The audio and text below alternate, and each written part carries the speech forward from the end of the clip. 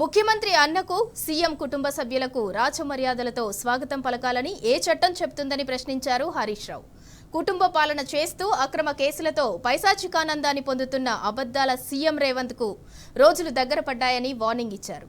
వికారాబాద్ కలెక్టర్గా పనిచేస్తున్న ప్రతీక్ జైన్, రేవంత్ రెడ్డి సోదరులకు విద్యార్థులతో సెల్యూట్ చేయించడాన్ని హరీష్ రావు తప్పుపట్టారు. గతంలో రంగారెడ్డి అడిషనల్ కలెక్టర్గా ఎంతో నిక్కచ్చి అధికారిగా పనిచేశారు. కానీ ఇప్పుడు తలవంచి దండాలు పెట్టడం, అర్హత లేని కనీసం వార్డు మెంబర్గా కూడా ఎన్నుకోబడని వ్యక్తులను రెడ్ కార్పెట్ వేసి తనతో తీసుకెళ్తూ చదువుకునే చిన్నారులతో సెల్యూట్ చేయించడం ఇది దేనికి చిహ్నమన్నారు.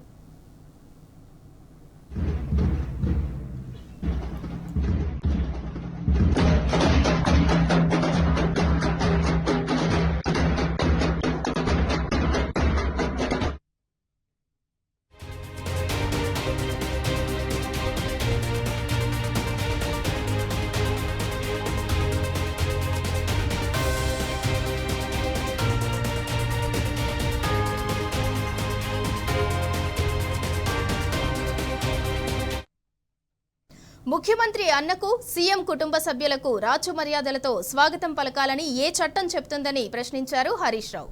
కుటుంబ పాలన చేస్తూ అక్రమ కేసులతో పైశాచికానందాన్ని పొందుతున్న అబద్దాల సీఎం రేవంత్ కు రోజులు దగ్గర పడ్డాయని వార్నింగ్ ఇచ్చారు. వికారాబాద్ కలెక్టర్గా పనిచేస్తున్న ప్రతీక్ జైన్, రేవంత్ రెడ్డి సోదరులకు విద్యార్థులతో సెల్యూట్ చేయించడాన్ని హరీష్ రావు తప్పుపట్టారు. గతంలో రంగారెడ్డి అడిషనల్ కలెక్టర్గా ఎంతో నిక్కచ్చి అధికారిగా పనిచేశారు. కానీ ఇప్పుడు తలవంచి దండాలు పెట్టడం, అర్హత లేని కనీసం వార్డు మెంబర్గా కూడా ఎన్నుకోబడని వ్యక్తులను రెడ్ కార్పెట్ వేసి తనతో తీసుకెళ్తూ చదువుకునే చిన్నారులతో సెల్యూట్ చేయించడం ఇది దేనికి చిహ్నమన్నారు.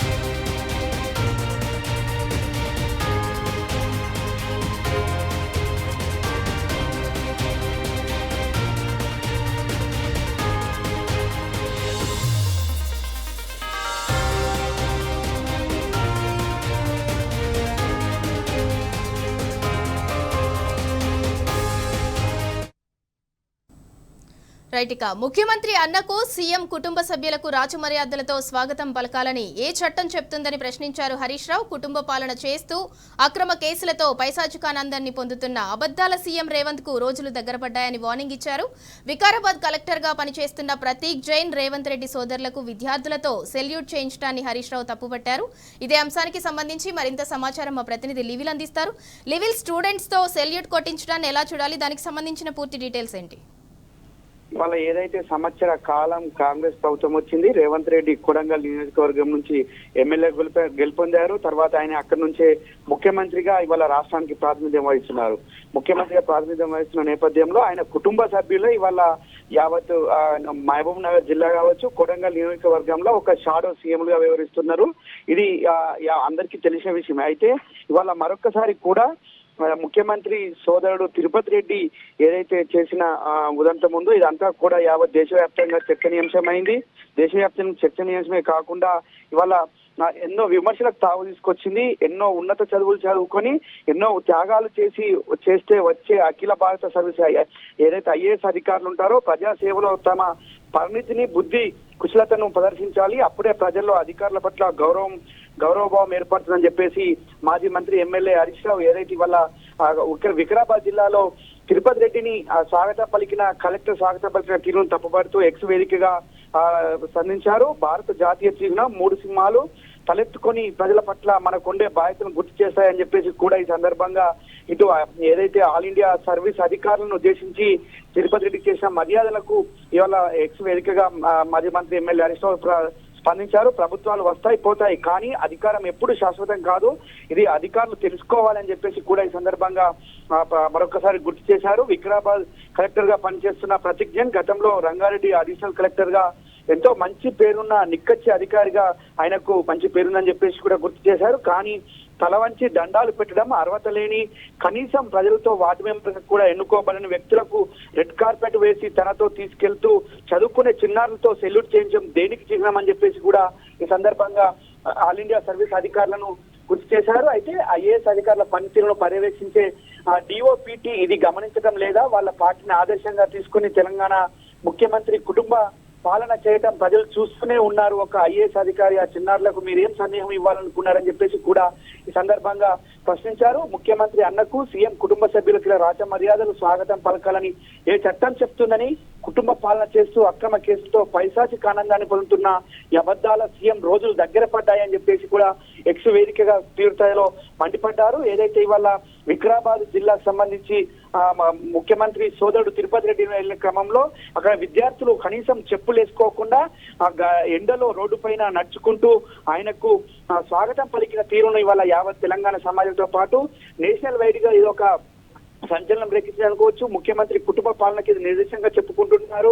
అంతేకాకుండా కనీసం వార్డు మెంబర్ స్థాయి అది వార్డు మెంబర్ గా కూడా గెలవని ఒక నాయకుడికి ఈ విధంగా స్వాగతం పలకటం ఏంది, అది ఐఏఎస్ అధికారులు ఈ విధంగా దగ్గరుండి రాచ మర్యాదలు చేయడం ఏంటని చెప్పేసి కూడా మండిపడుతున్న క్రమంలో మాజీ మంత్రి ఎమ్మెల్యే హరీష్ రావు సైతం ఎక్స్ వేదికగా స్పందించారు. ఇప్పటికైనా తెలుసుకోండి, ఐఏఎస్ అధికారులుగా మీరు అధికారం ఎప్పటికీ ఒక ప్రభుత్వాలు మారుతాయి పోతాయి కానీ అధికారులకు అధికారం ఎప్పటికీ ఉంటుంది, వారే అధికారంలో ఉంటారు. కాబట్టి కనీసం ఎవరికి చేస్తే బాగుంటుంది, ఎవరికి స్వాగతం ఎలా పలకాలి, ప్రోటోకాల్ ఏంటనేది కూడా తెలుసుకోవాల్సిన అవసరం ఉందని కూడా ఈ సందర్భంగా పలు ప్రశ్నలు సంధించారు. దీనికి డిఓపి ఏదైతే వారికి సంబంధించిన ఐఆర్ ఆఫీసర్స్ కూడా దీన్ని గుర్తించాలి. ఇటు సిఎస్ కావచ్చు, ఇటు మిగతా అధికారులు కూడా గుర్తించి వీరిపైన చర్యలు తీసుకుంటారా లేదంటే ఏ విధంగా ముందుకెళ్తారనే దానిపైన చెప్పాలనుకుంటున్నాను. అంతేకాకుండా గత కొద్ది రోజులుగా కొడంగల్ నియోజకవర్గంలో తిరుపతి రెడ్డి చెప్పిందే ఆట చెప్పిందే పాడిందే పాట అన్న చందంగా ఇవాళ అక్కడ అధికారులు కూడా పనిచేస్తున్నారు. దీనిపైన అనేక సందర్భాల్లో అక్కడ స్థానిక బీఆర్ఎస్ నాయకులు కూడా ఇబ్బందులు పడుతున్న తీరును కూడా గత కొద్ది రోజులుగా బీఆర్ఎస్ పార్టీ లేవనెత్తింది. అంతేకాకుండా అతనికి ఏ హోదాతో అతనికి రాచ మర్యాదలు చేస్తున్నారని చెప్పేసి కూడా మొన్నటికి మొన్న సీఎంఆర్ఎఫ్ చెక్కుల పంపిణీ విషయంలో కూడా వికారాబాద్ జిల్లాలో చెక్కుల పంపిణీ విషయంలో కూడా ఆనాడు అక్కడ ఉన్న స్థానిక బీఆర్ఎస్ నాయకులు కావచ్చు, ఇతర పార్టీకి సంబంధించిన నాయకులు కూడా ప్రశ్నించారు. కానీ అధికారులు అదేం తెలియదు అన్నట్టుగా అదేం పట్టినట్టుగా ఆయనను పదే పదే వేదికల మీద కూర్చుండబెట్టుకోవడం కావచ్చు, ఈ విధంగా ఇవాళ రాచ మర్యాదలు చేయడం పట్ల కూడా బీఆర్ఎస్ మాజీ మంత్రి ఎమ్మెల్యే హరీష్ రావు ఖండించారు. అంతేకాకుండా ఉదయం కూడా ఇదే విధంగా బీఆర్ఎస్ వర్కింగ్ కేటీఆర్ సైతం దీనిపైన స్పందిస్తూ 1+6 సీఎంలు అయ్యారు, ఇది మన తెలంగాణ ప్రజల అదృష్టం అని చెప్పేసి కూడా ఒక సెటరికల్ కామెంట్ చేశారు. మొత్తం చూసినట్టయితే ఇవాళ ఏదైతే తిరుపతి రెడ్డికి చేస్తున్న రాచ మర్యాదలు ఖచ్చితంగా యావత్ తెలంగాణ సమాజం ఆలోచించాలి. కుటుంబ పాలన చెప్పుకునే ముఖ్యమంత్రి ఈ విధంగా కుటుంబం అంటే మొత్తం సీఎంలు అవుతారా, కుటుంబంలో ఉన్న అందరూ కూడా కనీసం వార్డు మెంబర్ గా గెలవని వారు కూడా ఇవాళ ప్రజాప్రతినిధిగా చెలామవడం ఏంది, దానికి అధికారులు తీసుకురావడం, పిల్లలను తీసుకొచ్చి వారితో చెప్పులు లేకుండా కిలోమీటర్ల కొద్ది నడిపించడం ఏంది, వారితో సల్యూట్ చేయించడం ఏందని చెప్పేసి కూడా ఇవాళ విమర్శలు అయితే పెద్ద ఎత్తున వస్తున్నాయి. ఏదేమైనప్పటికీ అధికారం ప్రభుత్వాలు ఉంటాయి పోతాయి కానీ ప్రభుత్వ రాజకీయ నాయకులకు అది కొత్త కాదు. కానీ ఈ వేళ అధికారంలో ఉన్నా లేకున్నా ఐఏఎస్ అధికారులు కావచ్చు, ఇతర అధికారులు ఎవరైనా కానీ వారికి ఎప్పటికీ అధికారం ఉంటుంది. అలాంటి అనధికారిక కార్యక్రమాలకు ఒక అనధికారికమైన వ్యక్తినికి ఈ విధంగా మర్యాద చేయడం ఏంటని చెప్పేసి కూడా వాళ్ళ స్పందించారు.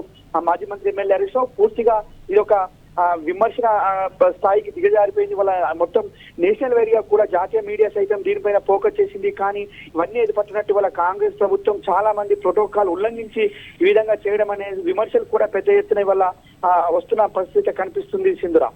Right, thank you live-in.